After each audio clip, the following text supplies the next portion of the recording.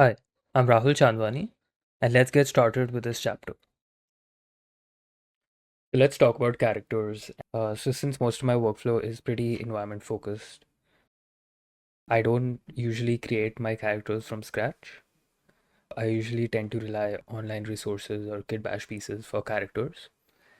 So, I just want to talk about where I source them. And recently, I've been using this site called CG Characters. I think you should check them out. They have a great collection of character scans that are at a pretty good price. So, but if you guys don't want to pay for characters, there's a great alternative that's free. It's called Adobe Mixamo. So you need to go to the website, and I think they've got an okay collection of characters. But I think since they're free, you can make do for the purpose of concept art.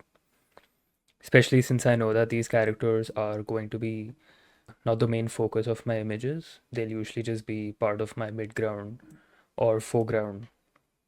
I think some of the characters are kind of okay for that purpose.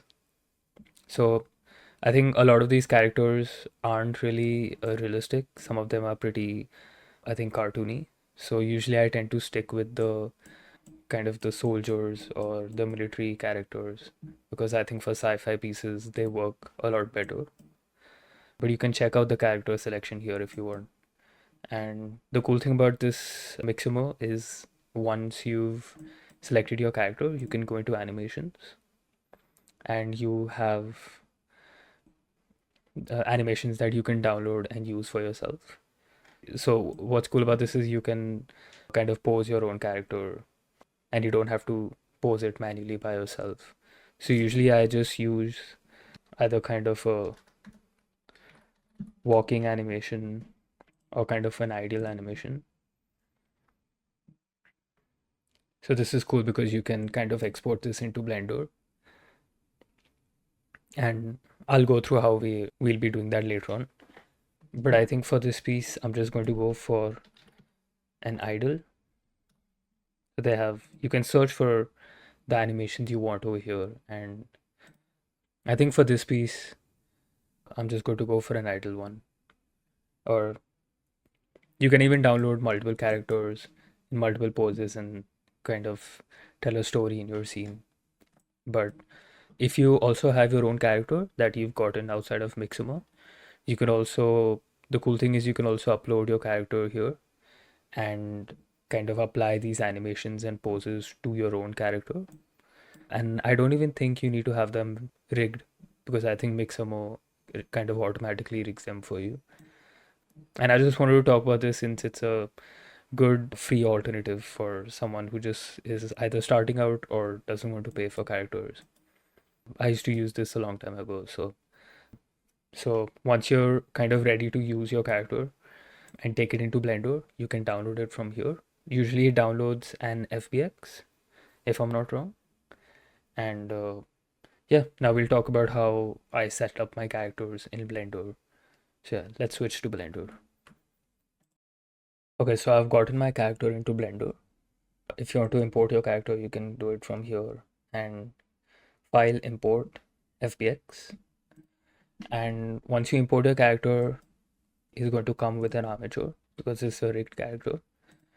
Just go through a few things that I do to kind of set up this character, make it ready for our to use it for our image. So the first thing that I'm going to do is apply its animation. So because I'm not using this for a moving image, it's just going to be a still image. I don't need this animation.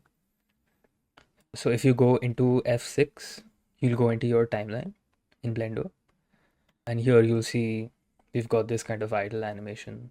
So one thing I'm going to do is just I'm going to press Control a visual geometry to mesh, and also Alt P to clear and keep transformations. So what this does is it kind of disconnects the character from your armature. So now you can kind of delete this and now you have your character. This is not an animated character anymore and it's not rigged. I just think it's easier to kind of because if I want to duplicate this around, it's kind of easier to have a character that's not attached to any rigs.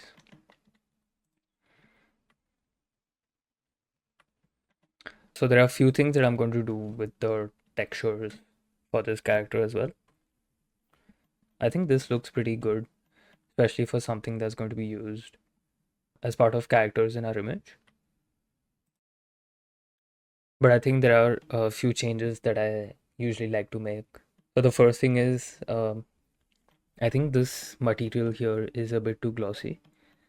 And I think that's because we've got this metallic slider up to 0.5. So I'm just going to reduce that. And I think this whole character is kind of grouped into just one or two materials. But I'll show you how, if you want to kind of change some materials, how you can do that. So the also other thing that I usually do is kind of reduce the bump map or the normal map for this. I think I'm just going to put it to 0.8, just that it's not too strong.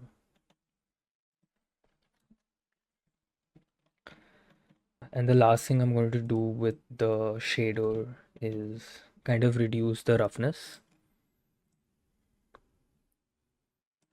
I think it ends up looking a bit more realistic this way. I think it's a bit unrealistic to have a material like this be too glossy or metallic. So if you want to switch these materials around, you can kind of go into edit mode, and if you press L, you can select or kind of isolate these elements that are separate objects. So let's just say you want to change the material for this helmet. It's hard to do that because this whole character is kind of created with one material. So if you remove that, you'll see the material for the whole character gets removed. But what you can do is kind of isolate this object here. So if you press P and selection, you can kind of separate this object out. And now I'm just going to kind of create a new material for this one. And you can bring in any texture that, let's say, you've created or kind of want to use. So I'm just going to bring in this kind of metal texture here. I'm going to unwrap it and just going to use this for the helmet.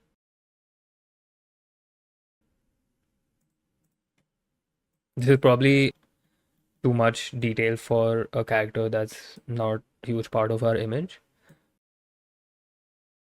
I think it's worth to just kind of go in and make these small changes to make the character look a bit more realistic. Also plugging in the image into a bump map, just so that I have some height information. And I think I want this to be a bit more darker.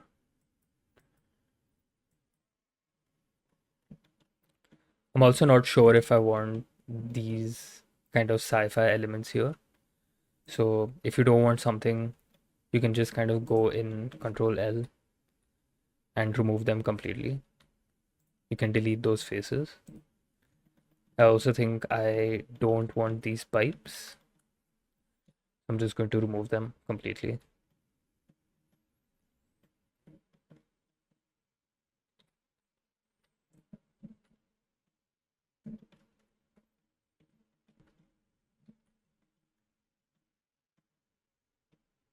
Yeah, you can pretty much go in and change anything about this character. So let's say I wanted a different material for this cloth here.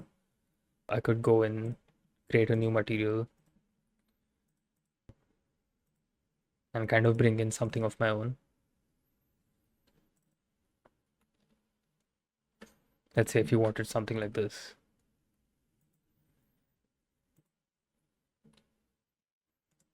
Let's maybe change the color for this one.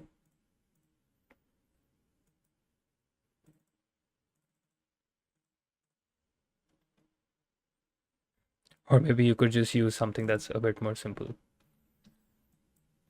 I think I'm going to keep it pretty dark.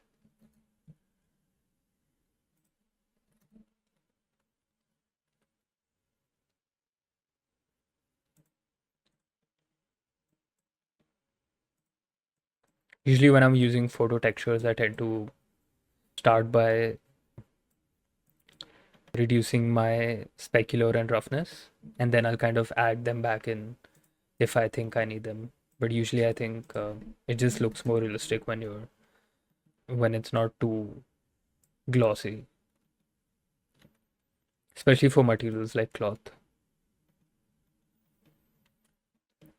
And the last thing I'm going to do just for this posing is I'm going to join this whole character, Control J, and I think I'm just going to select the head here.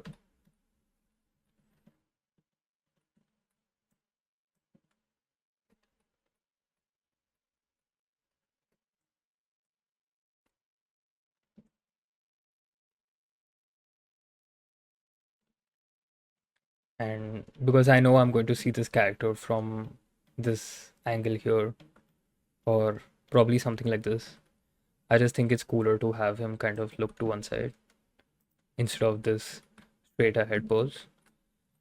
So I'm just going to kind of manually pose him. And you can see that this character mesh is kind of breaking here, but since you're not going to see him from that angle, I don't think it matters that much.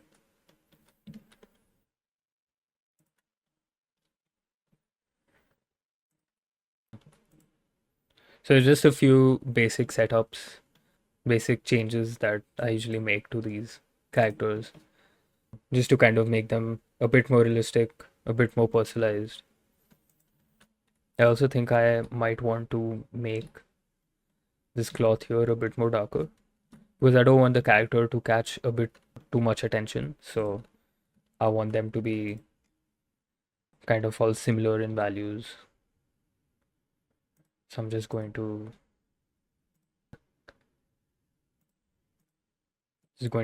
darken this cloth here a bit.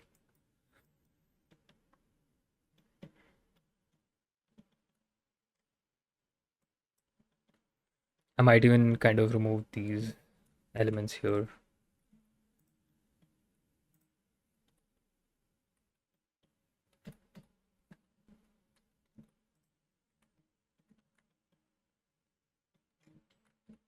You can even kind of personalize these characters by bringing in other models.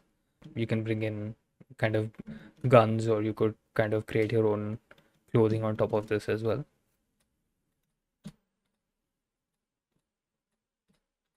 But for this one, I think I'm just going to kind of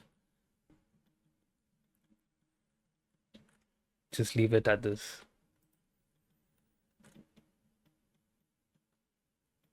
I think that should work. Just going to join this whole thing.